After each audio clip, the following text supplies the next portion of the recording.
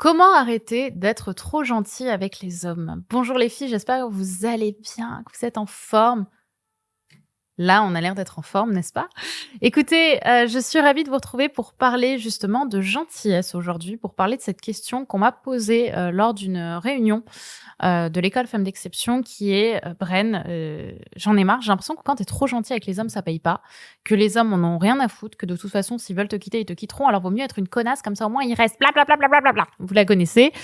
Et en fait, je pense que c'est pas du tout comme ça qu'il faut raisonner et du coup, on va voir ça dans ce podcast. Parce que je voudrais qu'on commence par les basiques, les meufs, d'accord? Et les basiques, c'est quoi? C'est que être gentil, c'est une qualité. On va mettre ça en haut, en gras, en large et en travers. Être gentil, les meufs, c'est bien. D'accord?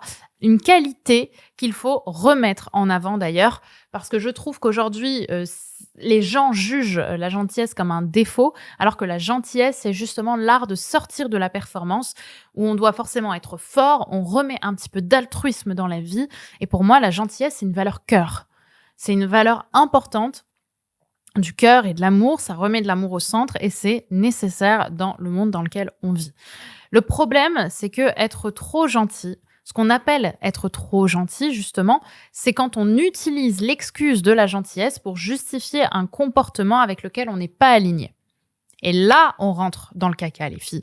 Pourquoi? Parce que, par exemple, quand tu vas dire oui à quelqu'un alors que tu as envie de dire non, tu vas te dire oui, mais trop gentil. Non, c'est pas que tu es trop gentil, c'est que tu as peur de t'assumer.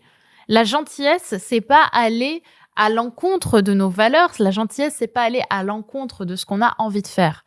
La gentillesse, c'est faire preuve de douceur vis-à-vis des autres. Et il n'y a pas de problème à être douce en disant à quelqu'un non, alors de lui dire, alors que la personne attend qu'on lui dise oui. Ok?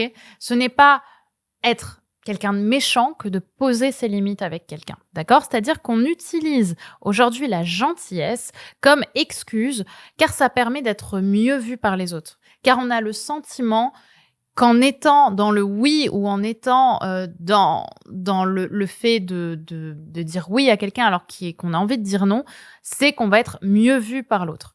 Mais en réalité, ce n'est pas vrai. Et on arrive à un moment particulièrement punchy de ce podcast, c'est qu'en fait, ça, c'est pas de la gentillesse, les filles, c'est de l'opportunisme. Ok, ça veut dire quoi? Ça veut dire qu'en fait, dans ta tête, tu as plus à gagner à dire oui à cette personne qu'à lui dire non. Parce qu'en lui disant non, tu as peur de perdre quelque chose que cette personne te donne. Tu as peur de perdre son attention, tu as peur de perdre ce qu'il te permet d'avoir, tu as peur de perdre son amour, etc., etc. Donc, tu vas d'une certaine manière lui donner ce qu'il attend de toi sans te respecter pour qu'il continue de te donner ce qui est important pour toi. Mais d'une certaine manière, tu manipules l'autre. C'est-à-dire que tu crées une forme d'opportunisme. Et souvent, du coup, ce quelque chose dont on parle, c'est, et encore une fois, là, je pense que ça peut dépendre des gens, mais que c'est principalement dans vos cas de l'amour ou de l'affection que l'autre a pour vous. On a peur de dire non à quelqu'un parce qu'on a peur de finalement le décevoir et qu'il coupe son amour.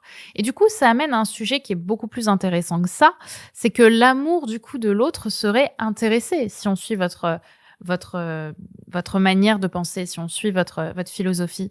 D'une certaine manière, cet amour, il serait conditionnel, en fait. Il serait conditionnel, c'est-à-dire que tu serais aimé pour ce que tu fais et pas pour qui tu es. Et du coup, ça emmène encore plus loin, c'est-à-dire que quelque part, on rechercherait cet amour intéressé parce qu'il serait plus facile à gérer, parce que plus contrôlant. Si on est uniquement aimé pour ce que l'on fait, il suffit de se mettre en silencieux en fait au niveau du cerveau, de simplement faire les choses pour être aimé. Ok, sauf qu'en fait, malheureusement, ça ne marche pas comme ça. La vie est un peu plus dure que ça. C'est-à-dire qu'en fait, ce qu'il y a derrière cette peur-là, c'est la peur de lâcher prise. Vous voyez, c'est comme si en fait, en allant dans le sens de l'autre, en fait, on maîtrisait la situation et que tu verrouillais l'autre en allant justement dans son sens. Mais en réalité, c'est pas possible. Les autres ne vous aiment pas pour ce que vous faites. L'amour, par principe, est inconditionnel. Si on commence à aimer quelqu'un pour ce qu'il fait, malheureusement, on n'est pas dans l'amour, on est dans l'admiration. On est dans la fierté ou dans l'opportunisme. Mais on n'est pas dans l'amour sincère, parce que l'amour, par définition, est inconditionnel. On aime quelqu'un, ça ne veut pas dire qu'on va être d'accord avec l'amour qu'on lui porte. Ça ne veut pas dire qu'on va être d'accord avec tout ce qu'il fait. Mais on ne peut pas s'empêcher d'aimer quelqu'un même s'il fait des choses qui ne correspondent pas à nos valeurs. On ne stoppe pas l'amour comme on stoppe une voiture. On n'a pas besoin d'appuyer sur un frein et d'enlever les clés, pour que le moteur s'arrête. C'est pas comme ça que ça fonctionne l'amour. OK? Donc l'amour n'est pas quelque chose d'intéressé. Si tu veux trouver, justement l'amour sincère, bah, il est important que tu arrêtes de te mentir et que tu arrêtes de mentir aux autres. Que tu ne sois plus justement dans la peur de finir seule parce que tu te dis que si tu dis non, tu vas manquer d'affection et que tu sois plutôt dans cette joie de rencontrer la bonne personne, la nouvelle bonne personne pour toi. Tu vois? C'est là que tout ça va avoir du sens en fait pour toi. C'est justement de sortir de cette, sur-gentillesse, de poser tes limites et tu verras justement qu'en posant tes limites, en étant quelqu'un de gentil, parce que tu es quelqu'un de gentil et qu'on ne peut pas chasser le naturel, hein. Moi, je suis une meuf très gentille, mais quand je dis non, c'est non. C'est juste que je vais pas dire: «Espèce de connasse, je te dis non».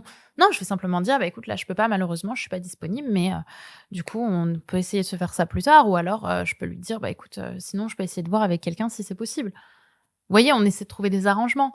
Mais le non, c'est pas un non, de la méchante dans Disney, quoi. Vous voyez? C'est pas un non genre: «Non, jamais», tu vois? Non, c'est juste, un non où tu poses tes limites et tu le fais avec de l'amour. Moi, quand je dis non à des amis, je le dis avec beaucoup d'amour et c'est OK, en fait et ça passe parce que l'amour se passe, l'amour traverse. On voit bien que c'est pas de l'opportunisme. OK? Donc voilà ce que je voulais vous partager déjà en introduction de ce sujet. Mais si justement pour toi les relations amoureuses et cette peur de finir seule, c'est des sujets qui te parlent, je t'invite à être là le 14 septembre. Je donne une nouvelle conférence qui promet,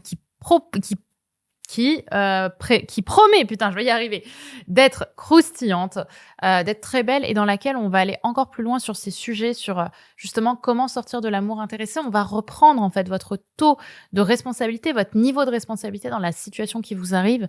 De la même manière qu'ici, j'ai peut-être mis en lumière une forme d'opportunisme. On va aller encore plus loin avec vous pendant cette conférence du 14 septembre où justement on va chercher à comprendre pourquoi vous êtes célibataire, pourquoi les hommes vous fuient malgré vous. Et à mon avis, vous allez à vous prendre des sacrés claques au sens punchlineique, punchlightique, je sais pas comment on pourrait le dire, punchlineique peut-être du terme.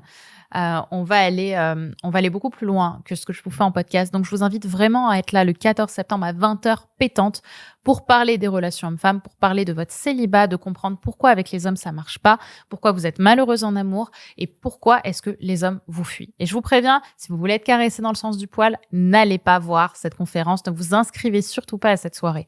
Mais si vous avez envie d'avancer, envie d'évoluer, que vous avez de l'ambition pour votre vie amoureuse, je vous invite vraiment à être là.